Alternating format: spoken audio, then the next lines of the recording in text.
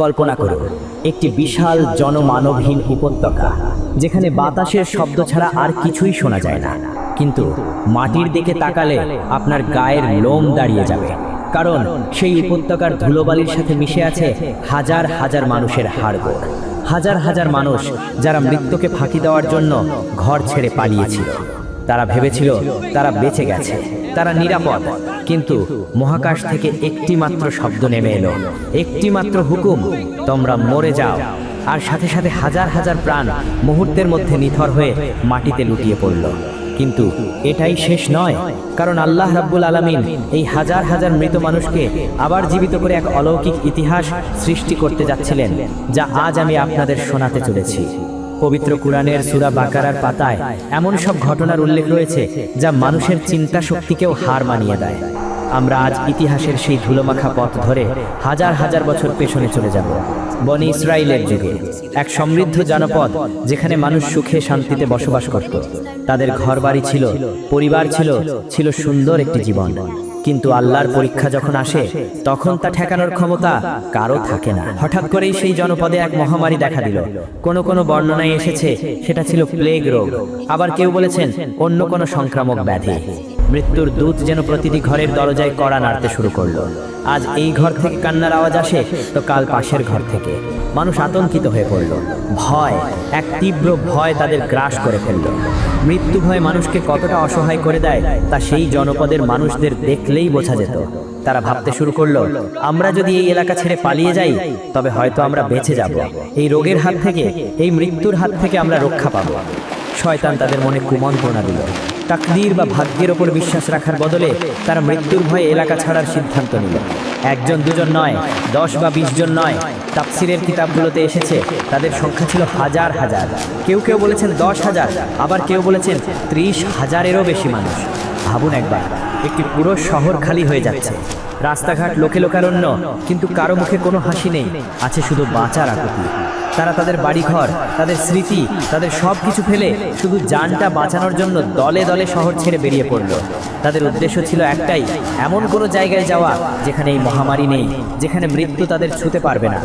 তারা আল্লাহর ফয়সালাকে এড়িয়ে নিজেদের বুদ্ধিতে বাঁচতে চেয়েছিল। চলতে চলতে তারা এসে পৌঁছালো এক বিশাল উন্মুক্ত প্রান্তে, একটি প্রশস্ত উপত্যকা, জনবসতি থেকে অনেক দূরে, খোলামেলা বাতাস। এখানে এসে তারা স্বস্তির নিঃশ্বাস ফেলল। তারা একে অপরকে বলতে লাগলো, আমরা বেঁচে গেছি, এখানে সেই রোগ নেই, এখানে মৃত্যু আমাদের নাগাল পাবে না। তাদের মনে তখন এক ধরনের অহংকার জন্ম নিল, যেন তারা মৃত্যুকে হারিয়ে দিয়েছে। তারা তাঁবু ফেললো, বিশ্রাম নিতে শুরু করলো। চারদিকে হাজার হাজার মানুষের কোলাহল, প্রাণের স্পন্দন। তারা ভাবছিল তাদের এই পালানোর কৌশল সফল হয়েছে, কিন্তু তারা ভুলে গিয়েছিল এক মহাসত্য, জীবন এবং মৃত্যু কেবল আল্লাহ রাব্বুল আলামিনের হাতে। তিনি যদি কাউকে মৃত্যু দিতে চান, তবে পৃথিবীর কোনো দুর্গ, কোনো পাহাড় বা কোনো জনমানবহীন প্রান্তর তাকে রক্ষা করতে পারে না। আর আল্লাহ যদি কাউকে বাঁচাতে চান, তবে আগুনের কুণ্ডলীর মাঝেও তিনি তাকে বাঁচিয়ে রাখতে পারেন। আল্লাহ সুবহানাহু ওয়া তাআলা তাদের এই পলায়ন এবং তাকদীরের উপর তাদের এই অবিশ্বাসকে লক্ষ্য করলেন। তিনি চাইলেন পুরো পৃথিবীকে এবং কিয়ামত পর্যন্ত আসা সব মানুষকে একটা শিক্ষা দিতে। তিনি চাইলেন এটা দেখাতে যে মৃত্যু থেকে পালানোর কোনো পথ নেই। ঠিক সেই মুহূর্তে যখন তারা নিশ্চিন্তে বিশ্রাম নিচ্ছিল, যখন তারা ভাবছিল বিপদ কেটে গেছে, ঠিক তখনই আসমান থেকে কোনো বজ্রপাত হলো না, কোনো আগুন বর্ষিত হলো না। আল্লাহ রাব্বুল আলামিন মাত্র একটি শব্দ উচ্চারণ করলেন, তোমরা সবাই মরে যাও। মাত্র একটি হুকুম, আর সাথে সাথে সেই কোলাহলপূর্ণ উপত্যকা নিস্তব্ধ হয়ে গেল। কেউ চিৎকার করার সময় পেল না, কেউ কারো দিকে তাকানোর সুযোগ পেল না। যে যেখানে ছিল, যে অবস্থায় ছিল, ঠিক সেই অবস্থাতেই তাদের রূহ বা আত্মা শরীর থেকে বেরিয়ে গেল।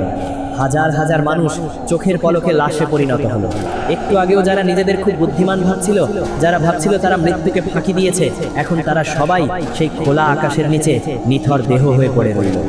বাতাস থমকে গেল, পাখিরা হয়তো সেই স্থান ত্যাগ করলো। এক ভুতুড়ে নিস্তব্ধতা নেমে এলো সেই উপত্যকায়। হাজার হাজার লাশ মাইলের পর মাইল জুড়ে ছড়িয়ে ছিটিয়ে আছে। কেউ দেখার নেই, কেউ কাদার নেই, কেউ দাফন করার নেই, কারণ সবাই মৃত, সবাই আল্লাহর হুকুমের কাছে হার মেনেছে। দিন গড়িয়ে রাত হলো, রাত গড়িয়ে দিন, এভাবেই সময় কাটতে লাগলো। সূর্যের প্রখর তাপে সেই লাশগুলো পচতে শুরু করলো। বাতাসের সাথে মিশে গেল পচা লাশের দুর্গন্ধ। তাদের শরীরগুলো গলে যেতে লাগলো, হাড়গুলো মাংস থেকে আলাদা হয়ে যেতে লাগলো। যে মানুষগুলো তাদের সুন্দর চেহারা আর স্বাস্থ্য নিয়ে গর্ব করত, আজ তারা কেবল একদলা পচা মাংস আর হাড়ে পরিণত হলো। আশেপাশের গ্রামের মানুষ যখন সেই উপত্যকার পাশ দিয়ে যেত, তারা নাকে কাপড় দিয়ে দ্রুত পালিয়ে যেত। গন্ধে সেখানে টেকা দায় হয়ে পড়ল। কেউ সাহস করলো না সেই হাজার হাজার লাশ দাফন করার। তাই তারা সিদ্ধান্ত নিল লাশগুলো ওভাবেই থাকবে। তারা শুধু উপত্যকার চারপাশে একটা দেয়াল বা বেড়া দিয়ে ঘিরে দিল, যাতে বন্য পশুরা সেই লাশগুলো ছড়িয়ে ছিটিয়ে না ফেলে। এভাবেই দিনের পর দিন, মাসের পর মাস, এমনকি বছরের পর বছর কেটে গেল। সেই হাজার হাজার মানুষের শরীর মাটির সাথে মিশে ধুলো হয়ে গেল। শুধু পড়ে রইল সাদা সাদা হাড়গুলো। রোদে পুড়ে, বৃষ্টিতে ভিজে সেই হাড়গুলো জরাজীর্ণ হয়ে গেল। এক সময়ের জীবন্ত মানুষগুলো এখন শুধু একটি ইতিহাসের সাক্ষী হয়ে সেই উপত্যকার বুকে ছড়িয়ে ছিটিয়ে রইল। কিন্তু আল্লাহ রাব্বুল আলামিনের পরিকল্পনা বোঝা মানুষের সাধ্যের বাইরে। তিনি কি এভাবেই সব শেষ করে দেবেন, নাকি এই মৃত হাড়গুলোর মাঝে আবার প্রাণের সঞ্চার করবেন? এই ঘটনার বহুদিন পর সেই পথ দিয়ে যাচ্ছিলেন আল্লাহর এক নবী। কোন কোন বর্ণনায় এসেছে তার নাম ছিল হযরত হিজকিল আলাইহিস সালাম। যদিও কুরআনে তার নাম স্পষ্টভাবে উল্লেখ করা হয়নি, কিন্তু তাফসীরকারকরা তাকে এই নামেই চিহ্নিত করেছেন। সেই নবী যখন সেই মৃতপুরীর পাশ দিয়ে যাচ্ছিলেন, তখন তিনি থমকে দাঁড়ালেন। তিনি দেখলেন মাইলের পর মাইল জুড়ে শুধু হাড় আর হাড়। তিনি অবাক হলেন, তার মনে এক গভীর বিস্ময় জাগলো। তিনি ভাবলেন, সুবহানাল্লাহ, এই বিশাল সংখ্যক মানুষ যারা আজ মাটির সাথে মিশে গেছে, আল্লাহ এদের মৃত্যুর পর আবার কিভাবে জীবিত করবেন? এটা কোনো সন্দেহের প্রশ্ন ছিল না, এটা ছিল আল্লাহর কুদরতের প্রতি এক ধরনের বিস্ময় এবং জানার আগ্রহ। ঠিক যেমন হযরত ইব্রাহিম আলাইহিস সালাম আল্লাহকে জিজ্ঞেস করেছিলেন মৃতকে জীবিত করার ব্যাপারে, হযরত হিজকিল আলাইহিস সালাম সেই হাড়গুলোর দিকে তাকিয়ে রইলেন এবং আল্লাহর কাছে মনে মনে প্রার্থনা করতে লাগলেন। তার অন্তরে এক গভীর হাহাকার তৈরি হলো এই হতভাগ্য মানুষগুলোর জন্য। তখন আল্লাহ রাব্বুল আলামিন তার নবীর মনের কথা বুঝতে পারলেন। আল্লাহ চাইলেন এই নবীর মাধ্যমে পৃথিবীবাসীকে তার কুদরতের এক মহিমান্বিত নিদর্শন দেখাবেন। সেই জনমানবহীন পচা গলা হাড়ের উপত্যকায় তখন ওহী নাজিল হলো। আল্লাহ সেই নবীকে বললেন, হে নবী, তুমি কি চাও আমি এদের জীবিত করে দেখাই? তবে তুমি এই হাড়গুলোকে ডাক দাও। নবী আশ্চর্য হলেন, কিন্তু আল্লাহর নির্দেশের উপর পূর্ণ আস্থা রাখলেন। তিনি প্রস্তুত হলেন এক অকল্পনীয় দৃশ্য দেখার জন্য।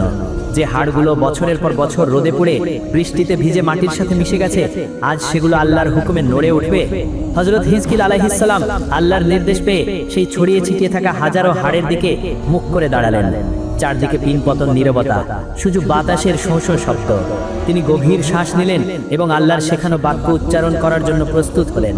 তিনি উচ্চস্বরে সেই মৃত হাড়গুলোকে উদ্দেশ্য করে বললেন, হে জরাজীর্ণ হাড়সমূহ, হে বিচ্ছিন্ন কঙ্কালরা, আল্লাহ তোমাদের হুকুম দিচ্ছেন, তোমরা জোড়া লেগে যাও, তোমরা একত্রিত হও। আর ঠিক তখনই সেই উপত্যকায় এক অদ্ভুত ঘটনা ঘটতে শুরু করলো, যা কোনো মানুষের পক্ষে কল্পনা করাও সম্ভব নয়। নবীর কণ্ঠস্বর মিলিয়ে যেতেই হঠাৎ মাটির বুক কেঁপে উঠল। এক অদ্ভুত খটখট শব্দ শুরু হলো। মনে হলো যেন মাটির নিচে ভূমিকম্প হচ্ছে, কিন্তু না, এটা ভূমিকম্প ছিল না, এটা ছিল আল্লাহর কুদরতের এক অবিশ্বাস্য প্রদর্শনী। আপনি যদি সেই দৃশ্য দেখতেন, ভয়ে হয়তো আপনার হৃদস্পন্দন থেমে যেত। হাজার হাজার বছর ধরে আলাদা হয়ে থাকা হাড়গুলো, যা ধুলোর সাথে মিশেছিল, বাতাসের তোড়ে এক জায়গা থেকে অন্য জায়গায় ছড়িয়ে ছিটিয়েছিল, সেগুলো হঠাৎ জীবন্ত হয়ে উঠল। তারা একে অপরকে খোঁজা শুরু করলো। এক অলৌকিক চুম্বক যেন তাদের আকর্ষণ করছে। যার পায়ের হাড়, সেটি উড়ে এসে তার হাঁটুর সাথে জোড়া লাগলো। যার হাতের আঙুল, তা এসে কবজির সাথে মিলল। পাঁজরের হাড়গুলো মেরুদণ্ডের সাথে এসে নিখুঁতভাবে গেঁথে গেল। কয়েক মুহূর্তের মধ্যে সেই বিশাল উপত্যকা, যা একটু আগেও শুধু ধুলো আর বালিতে ভরা ছিল, তা ভরে গেল হাজার হাজার কঙ্কালে। হাজার হাজার হাড়ের কাঠামো, ঠিক যেমনটি তারা মৃত্যুর আগে ছিল, ঠিক সেই আকৃতি ধারণ করলো। নবী হযরত হিজকিল আলাইহিস সালাম অপলক দৃষ্টিতে তাকিয়ে রইলেন। বিস্ময় তার মুখ দিয়ে কোনো কথা বের হচ্ছিল না।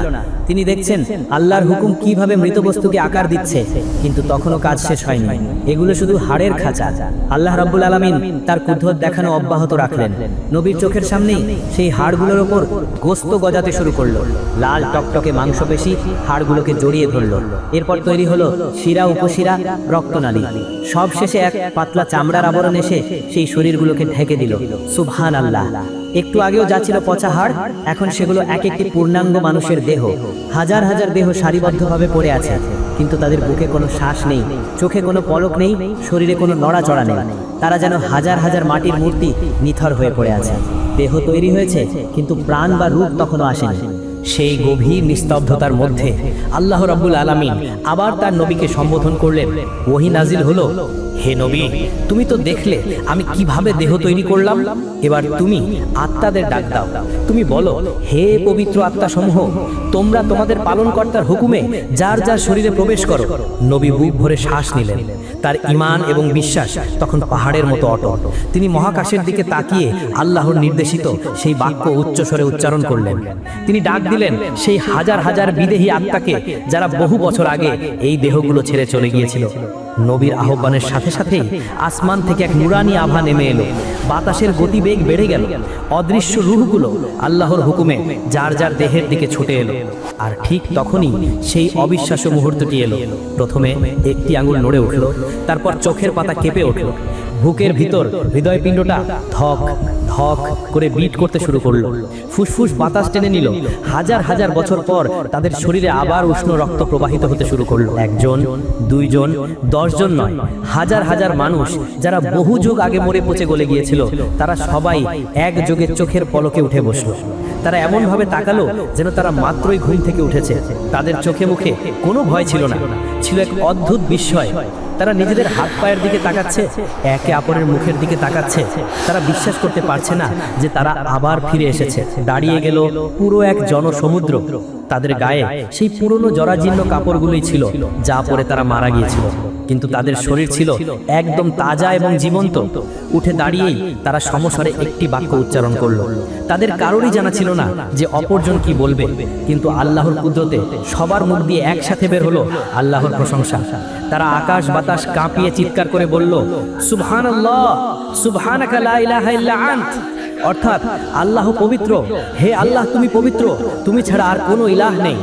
পুরো উপত্যকা তাদের সেই গগন বিদারী আওয়াজে প্রকম্পিত হয়ে উঠল। হাজার হাজার কণ্ঠে আল্লাহর তাওহীদের ঘোষণা এক অকল্পনীয় পরিবেশ তৈরি করল। হযরত হিজকিল আলাইহিস সালাম এই দৃশ্য দেখে আল্লাহর শুকরিয়ায় সিজদায় লুটিয়ে পড়লেন। তিনি নিজের চোখে দেখলেন, ইন্নাল্লাহা আলা কুল্লি শাইইন কাদির, নিশ্চয়ই আল্লাহ সবকিছুর উপর ক্ষমতাবান। সেই গগন বিদারী ধ্বনি যখন থামলো, তখন উপত্যকায় নেমে এলো এক গভীর প্রশান্তি। হাজার হাজার মানুষ যারা মৃত্যুর স্বাদ গ্রহণ করেছিল, তারা এখন একে অপরের দিকে তাকিয়ে চোখের পানি ফেলছে। তারা বুঝতে পারলো তাদের পালানোটা কতটা বোকামি ছিল। তারা বুঝতে পারলো যে আল্লাহর হুকুম ছাড়া গাছের একটা পাতাও নড়ে না, আর মৃত্যু তো অনেক বড় ব্যাপার। তারা অনুতপ্ত হলো এবং মনে প্রাণে বিশ্বাস করলো যে জীবন ও মৃত্যুর মালিক একমাত্র আল্লাহ। তারপর এই বিশাল কাফেলা তাদের সেই পুরনো শহরের দিকে রওনা দিল। ভাবুন তো সেই দৃশ্যটা, যেই শহর একদিন জনশূন্য হয়ে গিয়েছিল, আজ সেই শহরের রাস্তায় ধুলো উড়িয়ে হাজার হাজার মানুষ ফিরে আসছে। শহরের যেসব মানুষ রয়ে গিয়েছিল অথবা যারা পরে সেখানে বসতি গড়েছিল, তারাই দৃশ্য দেখে ভয় এবং বিস্ময়ে বাকরুদ্ধ হয়ে গেল।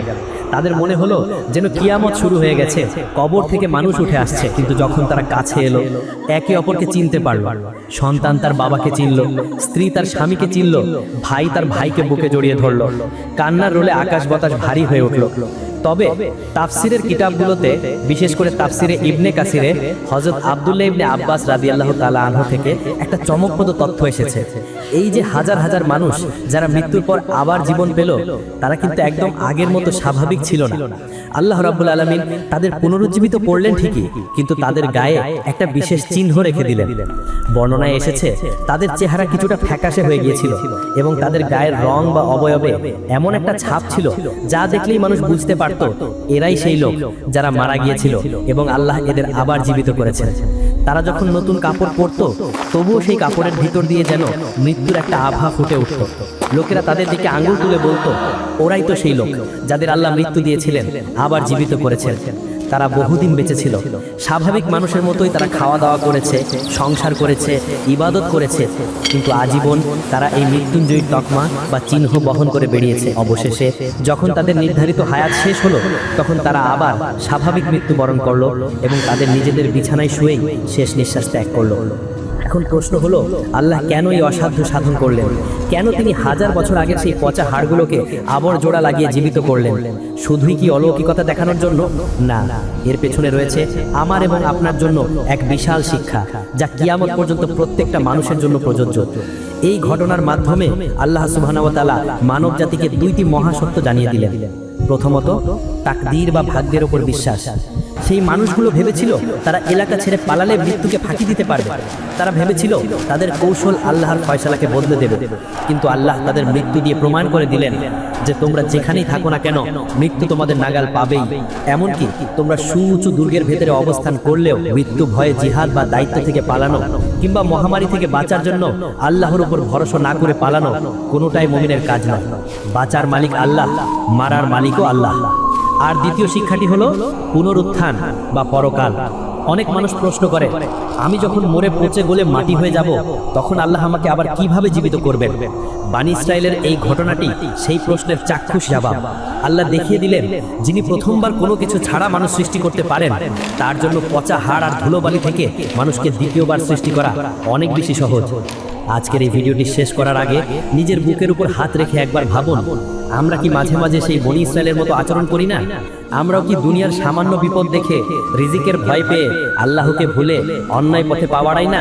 আমরা ভাবি আমরা হয়তো সফল হয়ে যাব, কিন্তু আমরা ভুলে যাই আমাদের সব পরিকল্পনা ব্যর্থ হয়ে যেতে পারে আল্লাহর একটা মাত্র হুকুমে।